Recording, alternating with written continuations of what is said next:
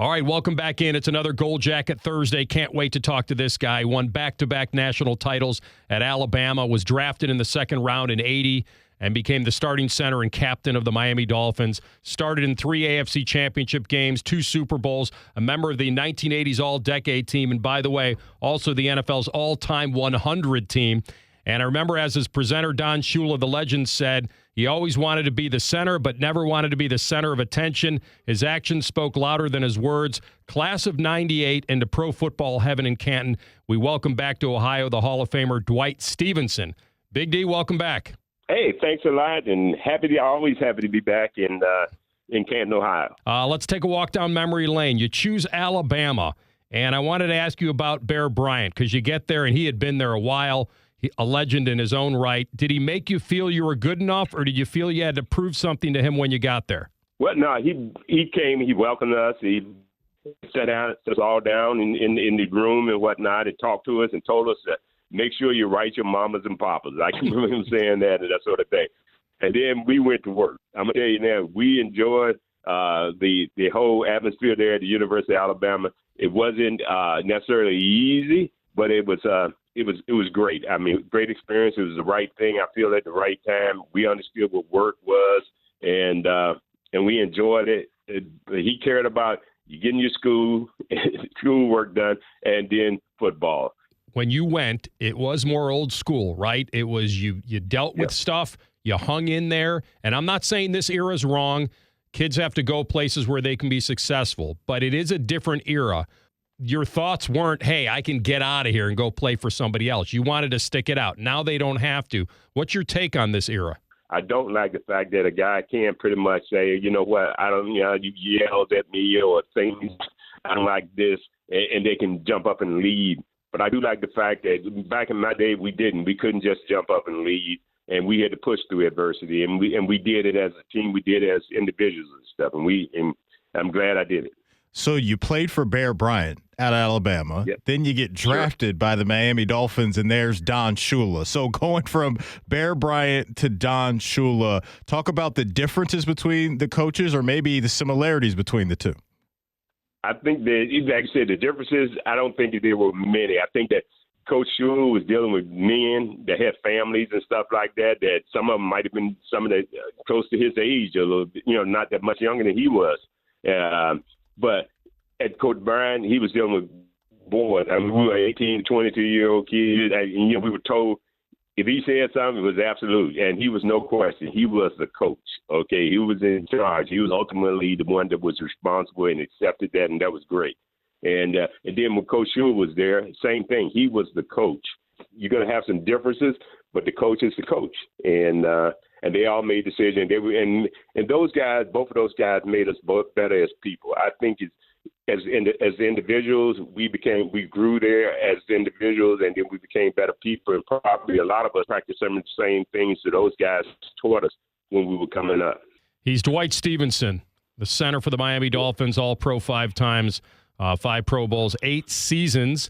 Let me ask you about playing center. I saw your weight listed at like 252 or 255. How in the world did you play center at 252? It was a little different back then. Yeah, 255 wasn't necessarily small. It wasn't big by imagination, but it was not a small guy. I like being light so that I could strike. I mean, I could deliver the punch. Quickness was a big part of my game. 255 would really be light to play in there. I don't know. You probably have to be more like 285, 290 or something like that. I think your 255 might be a little too small to be playing in there and stuff. I see guys, most guys are on the defensive line are like 300 pounds or bigger and stuff. It's the game has changed some.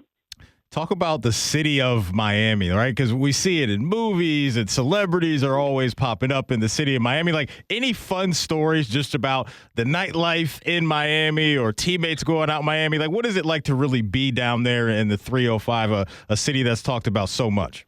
It should be talked about. It's a great city. I mean, it has a great people down there, and it has a lot to offer. It's a lot of things to do down there. You can the water sports and all the other things, the nightlife and everything. It's a great city.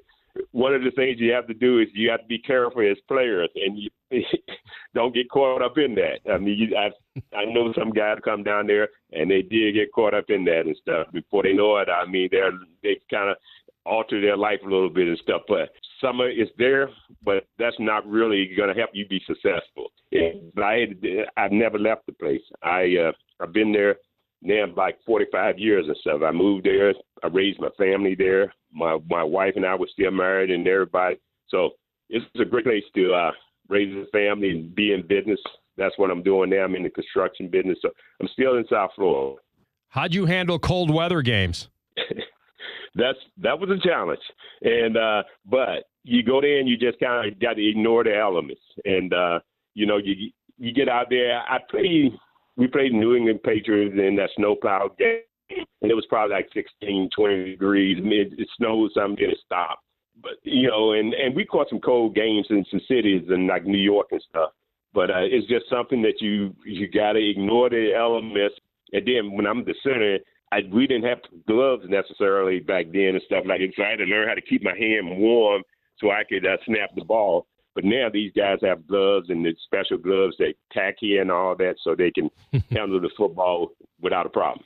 No doubt about it. Dwight Stephenson, one of the greatest centers ever to snap a football and play and block. And 4 years in, you're playing in the Super Bowl. And I think you had a bunch of dudes from Bama, right? Nathan, you, Baumhauer, Don McNeil, all Americans. Bear Bryant, I believe, passed away a few days before that, your first Super Bowl, correct? That's correct. How do you think that impacted you against Washington, that first Super Bowl? What was that, Super Bowl 17?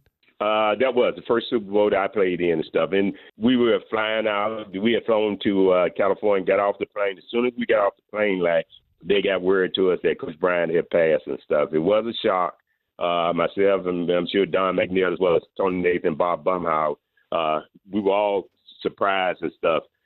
But we had literally just landed, so it was probably like a Tuesday. The game was going to be Sunday, and you think that the possibility of flying back is like Coach Bryant. I can see him now saying, "Hey, you men need to do what you need to do and stuff." So Coach Bryant was a big part of our life. He was a great individual, and we all appreciate him giving us opportunity and making things possible for us. But it was.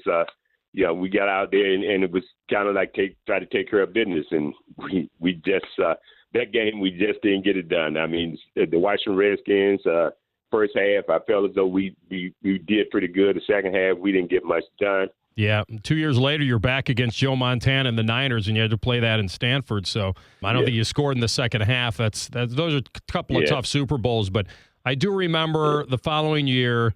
Here come the '85 Bears. You were the only ones to beat them in Miami that night. The fridge is coming in and all that. Give me your thoughts on what you remember from that game and at least helping the 72 Dolphins remain as the only undefeated.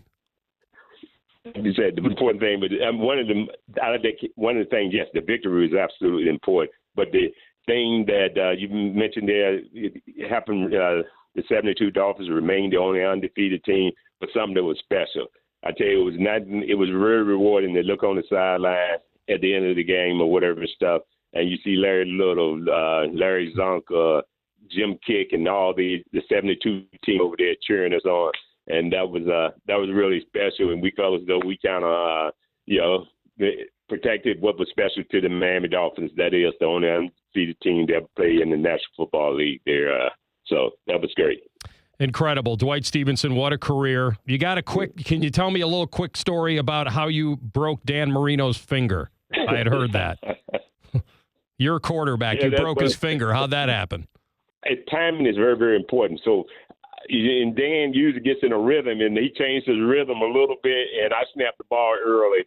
And when he did that, he had his fingers probably not extended up there, and I caught it, and Van broke his finger. But I didn't think, I got an offensive lineman by the name of Roy Foster, a fine, great offensive lineman. But he likes to play in the huddle. It was a preseason game. I get back to the huddle now. I'm beside myself because I know I messed up, and I'm like, and he said, Dwight, I think you broke Marino's hand. And I'm beside myself, so I hit him right. Boom! I said, Roy, and like that. And I heard a voice, and it was the quarterback talking. And I looked up and I looked at Jim Jensen's eyes, and he was the quarterback in the game. And I'm like, oh, and I looked at Roy, and Roy's eyes got that big and said, yeah, I think you broke Marino's hand, right? Then when I went to the sideline, I found out where Coach Schuler was, and I went into the sideline on the other end or whatever. So I was trying to avoid him. But broke his finger, and Dan, tell you what, he's a team player. He didn't miss a game.